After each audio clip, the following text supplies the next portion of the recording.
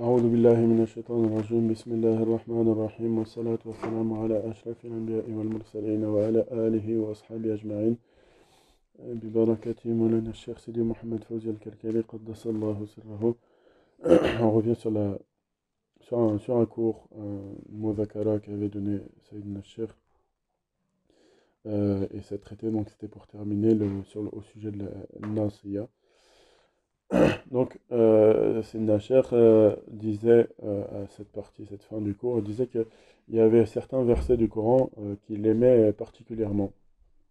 Donc, c'était suite à une question d'un frère qui questionnait justement sur le verset Bismillah ar-Rahman ar-Rahim, Ya'raf al-Mujrimoun Bismillah bin Nawasi, donc le pluriel de Nasiya, wal Aqdam.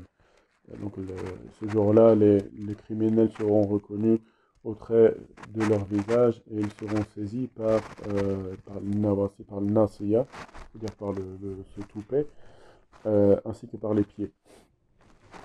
Et donc Sayyidina Cheikh disait qu'il y a certains versets qu'il aime particulièrement, dont celui-ci, qui est un verset, en fait, qui vient après un verset que Sayyidina Cheikh a l'habitude de répéter très très souvent, parmi les premiers versets de Surat Ar-Rahman, par exemple, Kullu man alayha fan, wa yabqa wajhu rabbika dhul jalal wal ikram, tout ce qui est sur elle, sur la terre, est néant, est anéanti, et ne demeure que la face de ton Seigneur,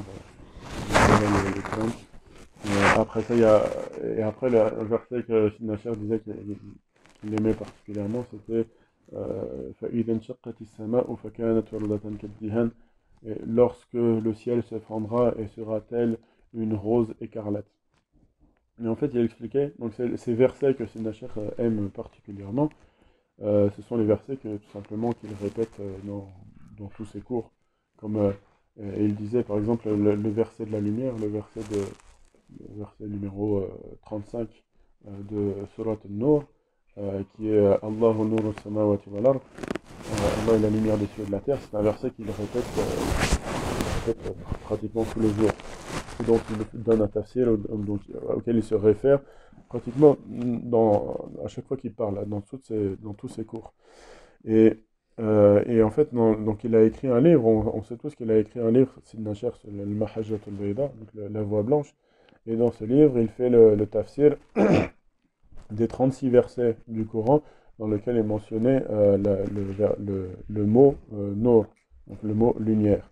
Mais donc sur ces 36 versets, il pourrait les répéter les 36.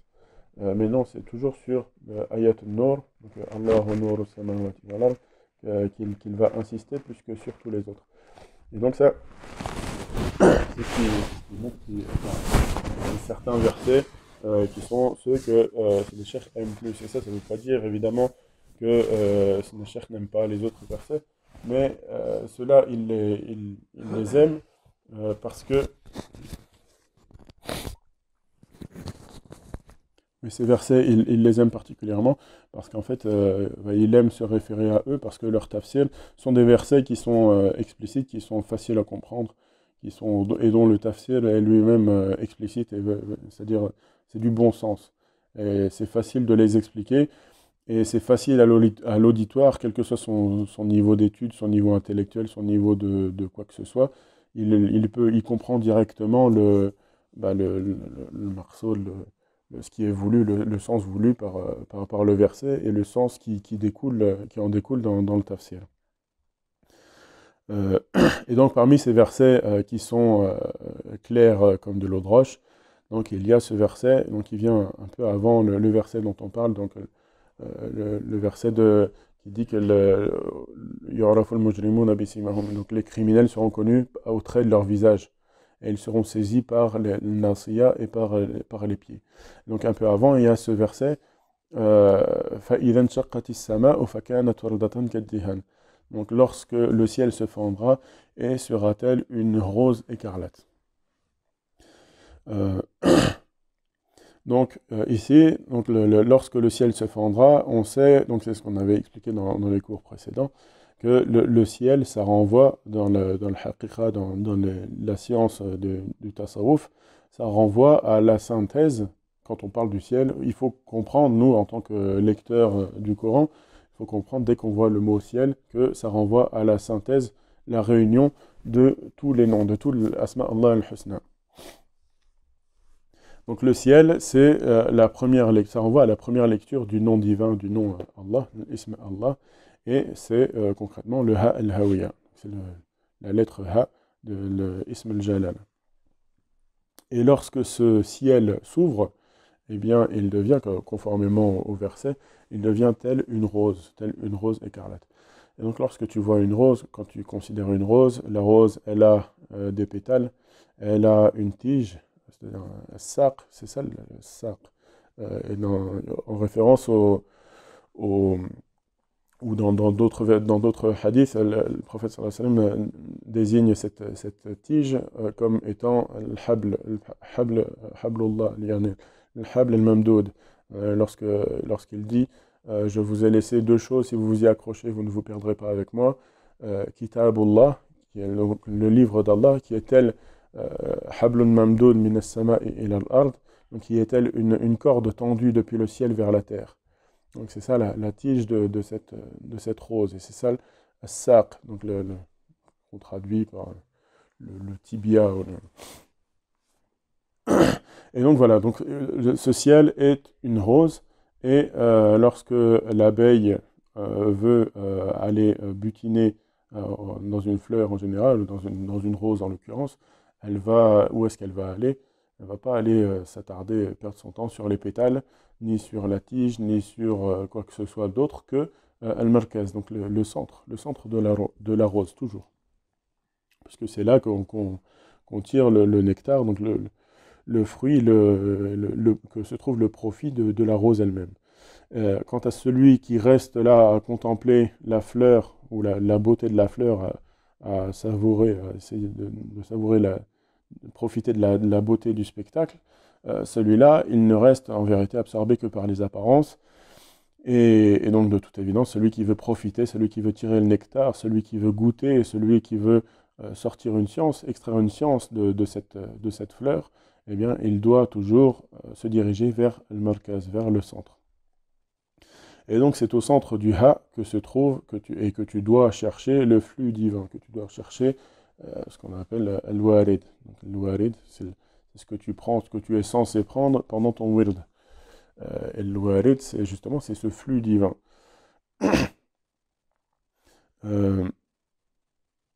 Et tu ne dois pas, évidemment, vagabonder ou perdre ton temps à vagabonder autour du Ha, dans le pourtour, dans les apparences, et qu'elles soient belles ou non.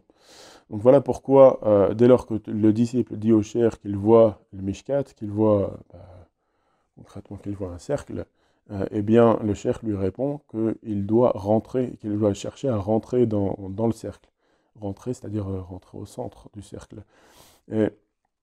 Mais c'est pas à comprendre dans le sens de plonger dans le cercle, mais plutôt d'y aller justement pour butiner dans le centre, comme une abeille, et rapporter de ce centre, rapporter un nectar, c'est-à-dire rapporter une science, rapporter de quoi faire un miel, et le miel est, comme le dit le verset, fihi shifa'un linnas, il s'y trouve une guérison pour les gens.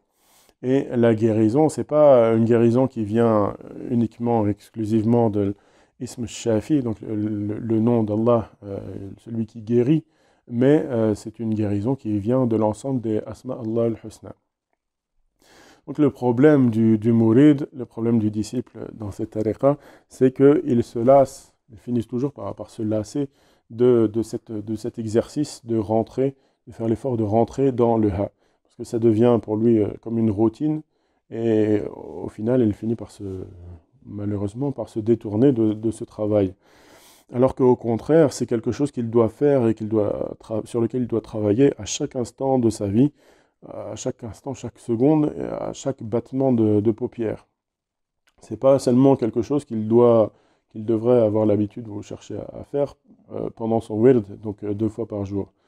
Mais c'est plutôt à chaque fois que tu vas voir quelque chose dans ta vie, dans ton quotidien, que tu dois, c'est comme le dit la hikmah Ata'iyya de Sidi ibn Ata'illah al-Iskandari, qu'il s'agit de voir la lumière avant la chose, ou après la chose, ou à côté de la chose.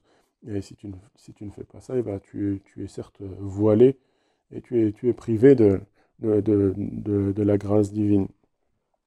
Donc tu dois rechercher cette lumière et lorsque tu la vois, eh bien, tu dois chercher justement à aller bah, butiner, à aller tirer le nectar qui se trouve au centre du ha. Donc ça, c'est un exercice à faire à chaque instant. Parce qu'à chaque instant, et chaque instant, on ne peut pas dire c'est chaque heure ou chaque minute ou chaque seconde. Ça, c'est selon notre manière de compter, nous. Mais auprès d'Allah subhanahu wa ta'ala, c'est autre chose. Donc chaque instant, c'est chaque instant. Un instant, c'est un instant. Ça peut être ce que ça peut être.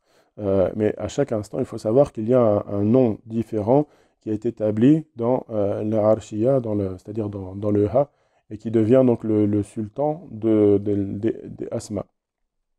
Donc à chaque instant, ce nom, qui est le roi de tous les noms, il change.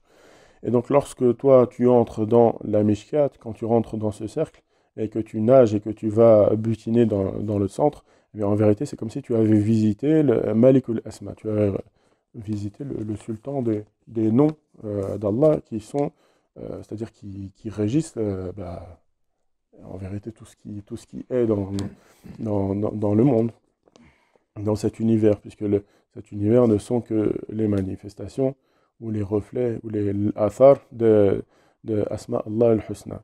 Et donc voilà le nectar, voilà le secret de la science qui mène au pouvoir, qui mène à la reconnaissance parmi les hommes, qui mène à la célébrité, qui mène à l'amour des gens, au succès, qui mène à la multiplication du rizq, c'est-à-dire la subsistance, qui mène à gagner beaucoup d'argent et avoir beaucoup de réussite dans tout ce que tu peux rechercher de la dunya. Et ben c'est là que se trouve le secret en fait.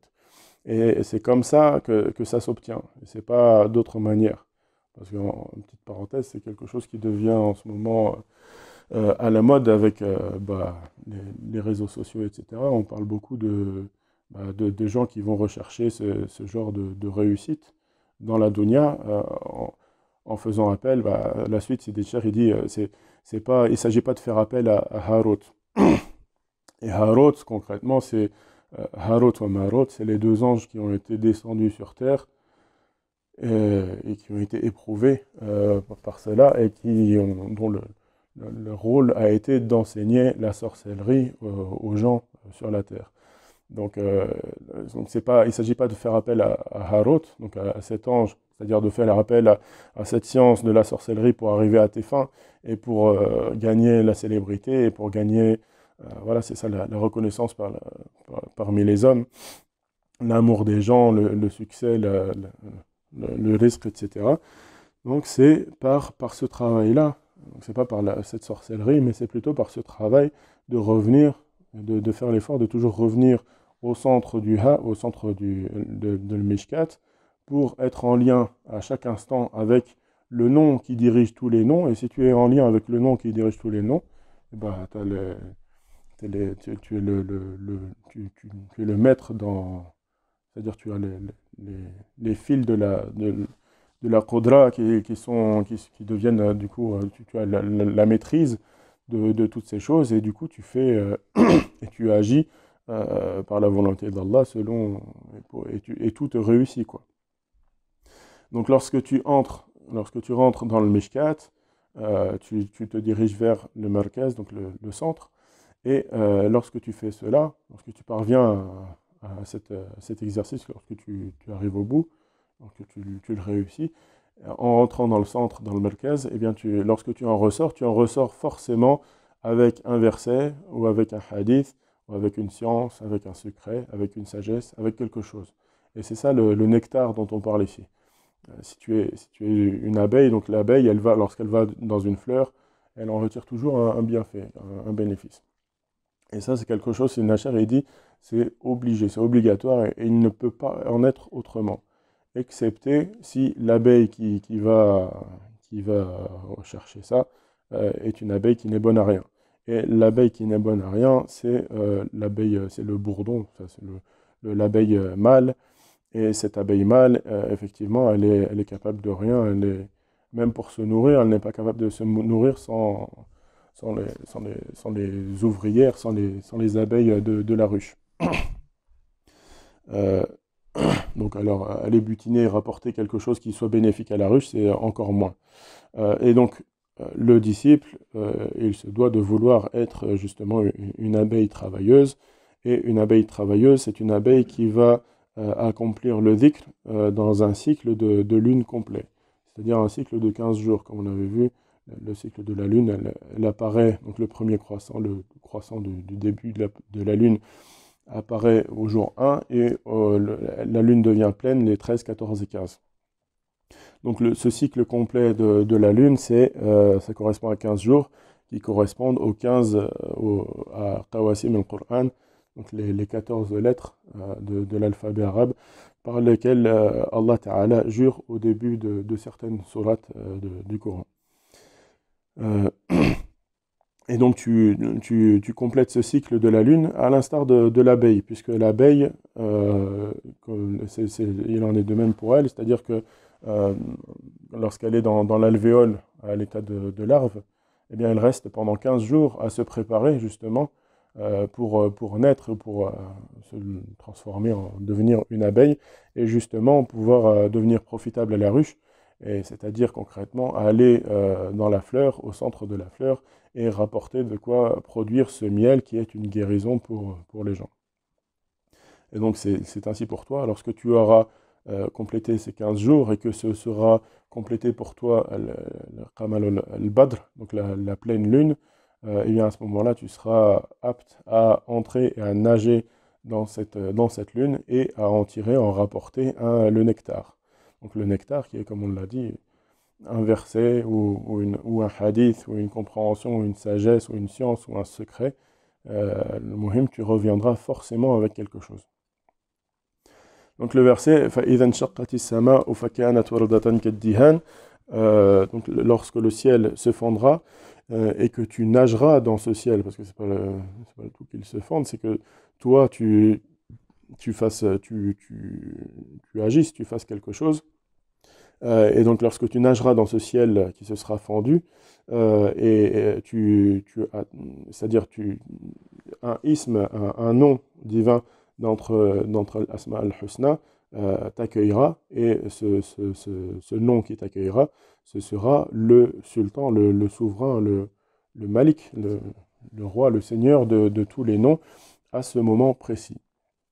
Et sache alors que dès lors, donc, Allah Ta'ala t'aura pardonné tous tes péchés, passés comme futurs. Parce que le verset juste après, il dit فَيَوْمَئِذٍ لَا يُسْأَلُ عَنْ ذَنْبِهِ إِنْسٌ وَلَا جَانٌ. Donc ce jour-là, donc, le jour où lorsque le ciel se sera fendu et sera tel une rose écarlate, et que toi tu nageras dans ce ciel, ce jour-là, il ne sera aucun, ni parmi les hommes, ni parmi les djinns, ne sera questionné sur ses péchés.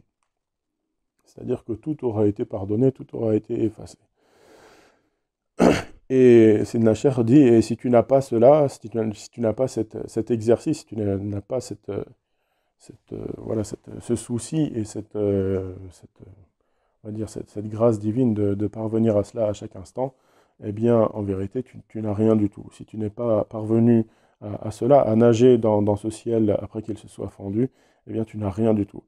Alors, tu vas dire, je l'ai fait, moi, l'année dernière, quand j'ai fait le Qiyam al-Layl pendant Laylat al-Qadr, le Seigneur, subhanahu wa ta'ala, m'a pardonné parce que, et j'en ai reçu la preuve claire, évidente et éclatante, c'est que j'ai vu un immense soleil tout blanc et resplendissant.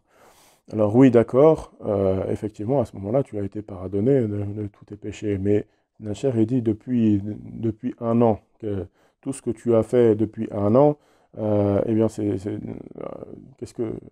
Regarde et considère quel a été ton comportement, ton attitude. Et il dit que Nasher dit que tous les actes de Pharaon, toi, tu les as fait même en une seule nuit.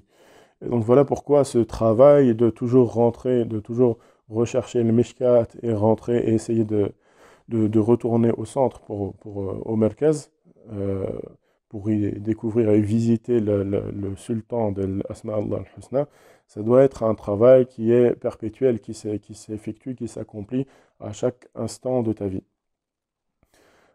Et à force de le faire, c'est Nasher, il dit, à force de faire cet exercice-là dans ton dhikr, donc c'est pour ça que tu fais d'abord, parce que c'est quelque chose qui est assez difficile, qui demande, c'est de l'exercice et de l'entraînement, et donc au début tu le fais dans ton dhikr, jusqu'à ce que ça devienne une habitude, jusqu'à ce que ça devienne facile, et tellement que ça devient une habitude, et tellement c'est facile, tu finis par le faire en y pensant à peine, sans grands efforts. Et à ce moment-là, quand ça devient une habitude, c'est quelque chose qui te revient naturellement dans ton quotidien. Même par exemple quand tu te retrouves à discuter avec des frères dans une autre situation que celle du dhikr concentré, etc. Et donc, et à ce moment-là, donc si le Seigneur, sache que si le Seigneur reprend ton âme dans un de ces instants où tu visites le centre de l'Mishkat, eh bien à ce moment-là, tu seras du nombre de ceux que Allah Ta'ala a pardonné, dont il a pardonné tous les péchés, puisque voilà, فَيَوْمَئِذٍ لَا يُسْأَلُ عَنْ ذَنْبِهِ إِنْسٌ وَلَا جَانٌ. Et tu auras alors reçu la meilleure des fins, la husn al-khatima.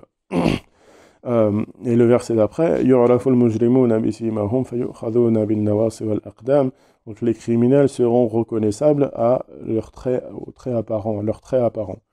C'est-à-dire que les criminels, ici, ce sont ceux qui se sont causés du tort à eux-mêmes et qui ont commis des excès et qui ont contre eux-mêmes, contre leur propre personne, et qui n'ont pas respecté les droits que le Seigneur, subhanahu wa ta'ala, avait sur eux.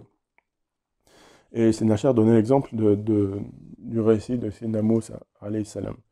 Donc Sidna Moussa, alayhi salam, il a reçu la convocation, si on peut dire le rendez-vous avec son Seigneur, sur Jabal Tour, donc la montagne de Tour, et il est parti pendant 40 jours. Et pendant 40 jours, il a laissé son peuple, le Bani Israël, il les a laissés avec Sayyidina Haroun, qui était un prophète. Et pendant donc l'absence de Sayyidina Moussa, alayhi salam, il se trouve que le peuple a été induit en erreur, et qu'ils se sont retrouvés à adorer un veau d'or. Et à ce moment-là, Sayyidina Haroun, alayhi salam, il a eu une suggestion, pour parler clairement, une suggestion de sa nasiya, donc il faut se référer au cours précédent pour savoir de quoi il s'agit. Et cette nasiya, elle lui a insufflé, elle lui a dit, laisse le peuple, le Bani Israël, laisse-les adorer le veau, et ça vaudra mieux que provoquer l'explosion du groupe et que Sayyidina Moussa, lorsqu'il revient, ne trouve ni veau, ni même les adorateurs du veau, ni rien du tout. Donc laisse-les faire ce qu'ils font comme ils le veulent, jusqu'au retour de Sayyidina Moussa, alayhi salam. Et donc Sayyidina Nachar, il dit, d'où est-ce que ça lui est venu, cette pensée, cette idée-là? Est-ce que vous croyez que c'est un wahi? Est-ce que vous croyez que c'est une inspiration, une révélation divine qui lui est parvenue? Bien sûr que non, c'est clairement impossible. Jamais, en aucun cas, ça pourrait être quelque chose de divin. Donc tout ça, toute cette pensée-là, ça vient de Nasiya. Ça vient de Nasiya, ce toupet qui se trouve au sommet, au niveau du front. Et donc, ça, pour bien comprendre que le disciple, en aucun cas, que le disciple n'a ici imaginé que dès lors qu'il a fait la kholwa, donc il a goûté au fana, à cette extinction de sa personne dans la lumière d'Allah subhanahu wa ta'ala, donc qu'il n'aille jamais s'imaginer qu'après avoir fait la kholwa, il soit immunisé contre les méfaits de ces insufflations de la nasiya. Puisqu'ici, il s'agit de Sayyidina Haroun, alayhi salam, qui a été donc sous l'influence de sa nasiya, et le nasiya qui lui a suggéré de laisser les croyants, les musulmans de l'époque, dans l'adoration d'un veau d'or. Et lorsque Sayyidina Moussa alayhi salam est retourné à son peuple, Sayyidina Haroun il a rétorqué, il s'est défendu en disant Khashitu an taqula farraqta bayna bani Israël. J'ai craint, j'ai eu peur que tu me reproches d'avoir divisé les enfants d'Israël. d'avoir divisé le peuple des croyants. Donc il a eu peur, Sidna Haroun, que ces souars, ces formes apparentes, ces images se divisent, et il a estimé que ce serait mieux pour eux de rester dans l'égarement, mais unis, jusqu'au retour de Sidna Moussa. Et c'est ce qui est demandé aux disciples de faire en l'absence du cheikh. C'est-à-dire, dans l'absence du cheikh, le disciple se devra d'agir à l'instar de Sidna Haroun, et donc de toujours préserver l'union du groupe, et que le groupe reste groupé et ne se sépare pas. Parce que le cheikh sait pertinemment que le disciple est incapable d'atteindre le degré de Sidna Haroun, et puisqu'il est incapable d'atteindre le degré de Sidna Haroun, eh bien qu'il agisse au moins, au minimum, selon le aql, selon l'intellect de Sidna Haroun alayhi salam. Mais en réalité, si on parle de haqiqa, de la vérité pure et absolue, cette réaction-là est une erreur. Et il revenait à Haroun alayhi salam, en tant que prophète, de se débarrasser de Samiri, donc celui qui a ramené le veau d'or, de se débarrasser de lui sur le champ, de brûler et de détruire et faire disparaître le veau avant même le retour de Sidna Moussa, quelles qu'en soient les conséquences. Parce qu'ici, il s'agit de aqidah, il s'agit de la croyance, il s'agit du dogme. C'est pas une question de fiqh, c'est pas quelque chose de jurisprudence qui est sujet à interprétation ou à erreur ou quoi. Non, ici c'est l'aqidah entière qui a été détruite, qui a été saccagée, et donc lorsque Sidna Moussa alayhi salam est revenu, il n'a plus vu Haroun comme son frère, ni comme Haroun, ni comme le fils de son père ou le fils de sa mère, mais plutôt il ne voyait plus qu'une nasiya sur pied. Donc c'est pour ça le verset فَيُؤْخَذُونَ بِالنَّوَاصِي وَالْأَقْدَامِ, ils seront saisis par la nasiya et par les pieds. Et c'est pour ça que tu vois dans le verset comment a agi Sidna Moussa avec Sidna Haroun. Il l'a saisi par les cheveux, c'est-à-dire par le toupet, en lui disant voilà ce qui t'a fait perdre, c'est ta nasiya, cette pensée-là qui t'a fait perdre. Et comme s'il lui disait voilà, que tout ce qu'il avait fait depuis toujours avec les Bani Israël, il l'avait fait pour le tawhid, il l'avait fait pour la aqidah, il l'avait fait pour que le nom d'Allah soit évoqué, et en aucun cas pour que les gens finissent à retourner à l'adoration d'un veau d'or. Donc voilà le sens de يُعْرَفُ الْمُجْرِمُونَ بِسِيمَاهُمْ فَيُؤْخَذُونَ بِالنَّوَاصِي وَالْأَقْدَامِ. Donc les criminels seront reconnaissables par leurs traits apparents, et ils seront saisis par les nasiya et par les pieds.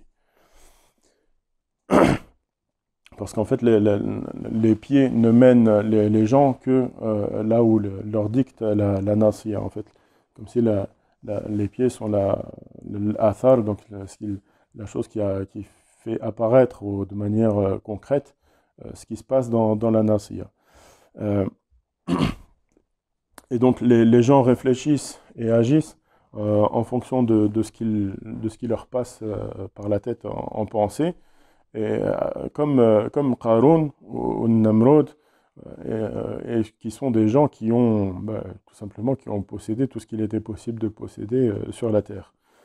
Et tout ça, est-ce que Sinachar dit tout ça, est-ce que vous croyez qu'ils l'ont reçu par wahi? Est-ce qu'ils l'ont reçu c'est une révélation divine qui leur est venue? Par exemple, Qarun qui avait la capacité de changer n'importe quel matériau en or, est-ce que vous croyez que c'est une science qui lui est venue par inspiration divine?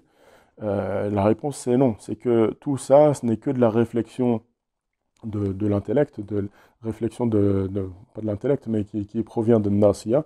Donc la personne s'est assise et s'est mise à réfléchir, et cette pensée par la Nasiya, elle leur a réussi dans ce monde physique. Donc ce qui vient de la Nasiya, en fait, ça peut tout à fait être vrai, entre guillemets, ça peut tout à fait être quelque chose qui te réussisse dans le monde physique. C'est-à-dire qu'elle t'apparaît et elle se manifeste à toi dans ce monde concret, ce monde contingent des formes physiques apparentes. Elle te ramène les gens qu'il faut autour de toi au bon moment pour réussir tes projets. Elle te fait passer, cette nasiya, elle te fait passer, elle te fait réussir, elle te fait passer l'argent, les liasses de billets entre les mains. Elle peut te faire accéder au pouvoir, tu peux devenir président de la République, tu peux devenir roi, tu peux devenir tout ce que tu veux. Et tout ça, c'est par nasiya, par la réflexion de cette nasiya qui a au niveau de ce front. Mais tout ça, quelle que soit la finalité, ça n'est et ça ne reste que nasiya. Et si tu veux, au contraire, que le pouvoir revienne à Allah subhanahu wa ta'ala, eh bien à ce moment-là, tu dois considérer l'exemple de Dhul Qarnayn. Et Dhul Qarnayn, c'est pourquoi il s'appelle Dhul Qarnayn. Donc, si tu veux traduire ça de manière littérale, c'est celui qui a les deux cornes. Mais deux cornes, en fait, c'est deux réceptacles. Euh, et donc, Dhul Qarnayn, c'est quelqu'un qui a gouverné toute la terre. Mais c'est que cette gouvernance, il ne l'a pas exercée par sa nasiya, il ne l'a pas acquise par un nasiya, mais il l'a acquise par Allah subhanahu wa ta'ala, par le dhikr et par le retour à toujours se référer et se retourner au markaz. Et donc Dhul Qarnayn, donc les deux cornes, c'est deux réceptacles, et c'est-à-dire c'est les deux pieds. Donc les deux pieds, donc les deux pieds lorsqu'ils sont c'est-à-dire soumis et entièrement dépendants de la volonté d'Allah subhanahu wa ta'ala et non pas de ce que leur dicte al-nasiya. Conformément au verset, que les criminels ils seront saisis par le nasiya et par les pieds. Donc là, en l'occurrence, c'est Dhul Qarnayn, donc celui qui avait les deux pieds qui étaient libres et ou libres par Allah subhanahu wa ta'ala. Et donc de cela, Sinacher dit que le disciple, il doit absolument arrêter de faire des plans avec lui-même, de réfléchir des nuits entières avec un grand café noir et de faire des plans pour organiser sa vie et ses projets, etc. Parce que tout cela, ce n'est que l'œuvre de Nasiya. Et si le disciple veut réussir dans la vie, il n'y a qu'une seule solution, parce que ce qui a marché pour d'autres, comme Qarun, etc., clairement, ça ne pourra pas marcher pour le disciple, à moins d'un istidraj vraiment énorme. Et donc la seule chose qui peut réussir au disciple, dès lors que tu t'es engagé dans une voie spirituelle et auprès du wali de ton temps qui t'a fait passer des ténèbres à la lumière, le seul moyen c'est la qibla et le dhikr.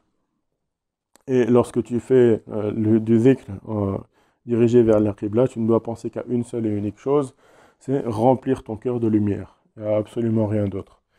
Tu ne dois laisser aucune image venir te polluer et te détourner de cet objectif. Et tu ne dois laisser donc aucune image ni aucune pensée de quel que soit qui te renverrait à quelque centre d'intérêt que ce soit, de ta dunya, quelque centre d'intérêt autre que celui qu'on a cité, donc remplir ton cœur de lumière. Parce que ces images, elles ne proviennent que des ténèbres qui cernent la lumière que tu perçois.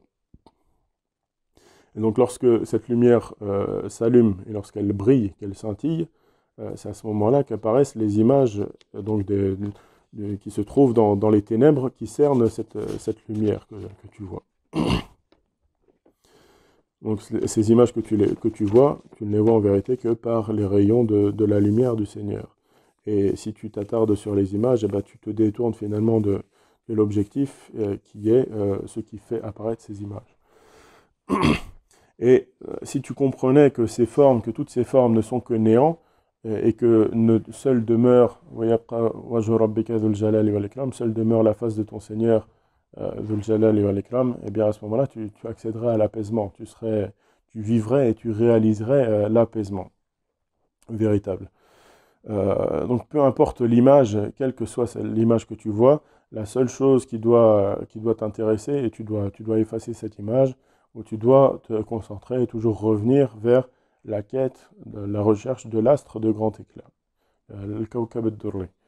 Et même, Sidna Cheikh dit, même si c'est l'image du prophète, alayhi salatu wassalam, lui-même en personne, qui venait à toi, eh ben toi, tu devrais rechercher Al-Kawkab ad-Durri. Parce que ça, et ça, même si ça peut choquer certaines personnes, ça, c'est quelque chose que tu retrouves dans l'écrit, dans l'ouvrage de Sidi ibn Ajiba, Al-Jawahir al-Ajibiyya. Et il explique dans cela que celui qui voit le prophète, alayhi salatu wassalam, c'est-à-dire dans sa forme humaine, en rêve, fait partie de l'élite. Et celui qui voit le prophète, alayhi salatu wassalam, dans sa forme humaine, mais à l'état d'éveil, fait partie de l'élite de l'élite. Et celui qui voit le prophète, alayhi salatu wassalam, sous sa forme spirituelle, sous sa haqiqa, c'est-à-dire sous forme de lumière, celui-là fait partie de l'élite de l'élite de l'élite. Khassatul khassatul khassa. Et ici, donc, le problème, c'est que les disciples, ils ne veulent pas ça. Les disciples, toujours, ils veulent des images et ils se laissent berner, finalement, par les influences de leur nasiya. Et lorsqu'on parle de l'élite, lorsque Sidna Cheikh, il parle de l'élite, de l'élite, de l'élite, et ici, il parle du summum, il parle du top, il parle du sommet de la pyramide. Mais tout de suite, quand on parle de sommet de la pyramide, les gens de l'Assemblée, ils se disent, ah, il est en train de parler du troisième œil, il est en train de parler des Illuminati, il parle du pharaon, etc., etc. Et Sidna Cheikh dit, en vérité, Pharaon, il a un intellect qui est meilleur même que celui de certains disciples. Parce que lorsque Pharaon, il a été oppressé, c'est-à-dire aux derniers instants de sa vie, qu'il a vraiment vécu, que l'étau s'est refermé contre lui, l'oppressement est devenu voilà, insupportable, il a fini par croire. Et il a dit, Amantu, il a dit, j'ai cru, certes, j'atteste que je crois en le Dieu de Moussa, j'ai cru en le Seigneur de Moussa. Alors que ceux qui ont vécu le resserrement dans la vie et l'oppression, et qui ont vécu cet étau qui se referme sur eux, ils n'ont même pas cru, parmi les disciples. Ils ont vécu ce resserrement, mais ils n'ont même pas cru. Et pourquoi? Parce que l'unique intérêt de ces disciples, c'est de regarder un spectacle, c'est de regarder un film, de regarder quelque chose dans leur dhikr. C'est-à-dire que ce sont des gens qui sont habitués, Sidna Cheikh dit, ce sont des gens qui sont habitués à s'asseoir devant un écran et à changer de film à leur guise. Et si ça leur plaît pas, ils passent à autre chose et ils zappent jusqu'à ce qu'ils trouvent quelque chose qui leur plaise.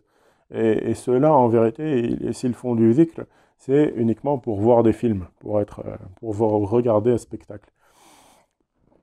Alors que non, c'est pas du tout la démarche à suivre et à entreprendre.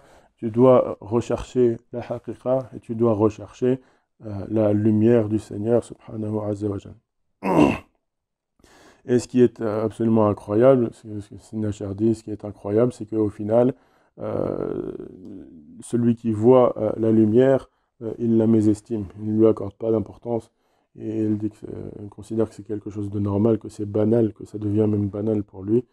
Et si au contraire, il voit une image, quelle que soit cette image, même s'il voit un shaitan ou un djinn ou ce que tu veux, il va lui accorder un grand tardim, il va y penser, il va le méditer, et il va construire sa vie, et toute sa journée, peut-être sa semaine, peut-être même plus encore, sur la vision de cette image, il va faire des interprétations, etc. Et peut-être même un simple rêve, juste un rêve sur lequel des gens vont bâtir leur vie entière, vont construire les espoirs de toute leur existence sur un rêve qui leur est arrivé une fois quand ils étaient jeunes, il y a des dizaines d'années. Certains, donc, sur un simple rêve, et ils ont bâti toute leur vie, toute leur existence, et ils ont passé leur vie à faire des tafsirs, des interprétations de ces rêves, et par ce rêve, ils entendent guider autrui, et leur donner des indications, leur donner transmettre de la sagesse. Et ces gens-là, ils te répètent sans cesse que, ça c'est l'enseignement de la sunna, que le rêve pieux, ru'ya saliha, c'est un 46e de la nubuwa, de la prophétie. Mais le problème, c'est Nasher, il dit, si le rêve, donc quand tu dors, quand tu es dans la rafla, tu n'as pas les ablutions, tu t'es complètement oublié, Et donc si ce rêve représente un 46e de la Nubuwa, où se trouvent les 45 autres parties de cette Nubuwa. Et en vérité, tu dois comprendre, disciple, que cette lumière que tu vois, que tu perçois à l'état d'éveil, c'est toute la Nubuwa, c'est la Nubuwa tout entière. Et puisque le hadith, le prophète alayhi salatu wassalam, dit Awwalu ma khalaqa Allah, nuru nabiyyika ya Jabir. La première chose, c'est un compagnon, c'est Jabir, qui fait partie d'ailleurs de la silsila, qui a hérité de Sidna al-Hassan, alayhi salam.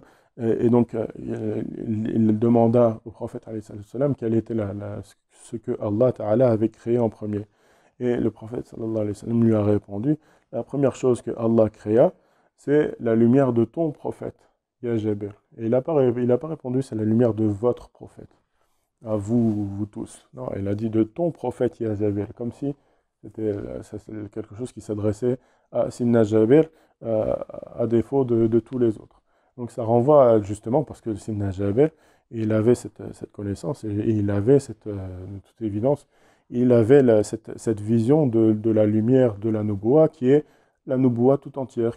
C'est pas seulement un 46e qui parvient du rêve pieux de Ru'ya Saliha qui parvient à certains d'entre les hommes, mais c'est tout le reste, c'est les 45, le 1/46e plus les 45 autres parties qui parviennent, donc de la Nubuwa tout entière, qui parviennent à ceux que Allah Ta'ala aura voulu. Et on s'en tient à cela pour ce soir. Nas'alullah yu'allimana ma yanfa'ana wa yanfa'ana bima 'allamana. Allahumma salli ala Sayyidina Muhammadin wa ala ali Sayyidina Muhammad kama sallaita ala Sayyidina Ibrahim wa ala ali Sayyidina Ibrahim wa barik ala Sayyidina Muhammadin wa ala ali Sayyidina Muhammad kama barakta ala Sayyidina Ibrahim wa ala ali Sayyidina Ibrahim في العالمين إنك حميد مجيد سبحان ربك رب العزة عما يصفون وسلام على المرسلين والحمد لله رب العالمين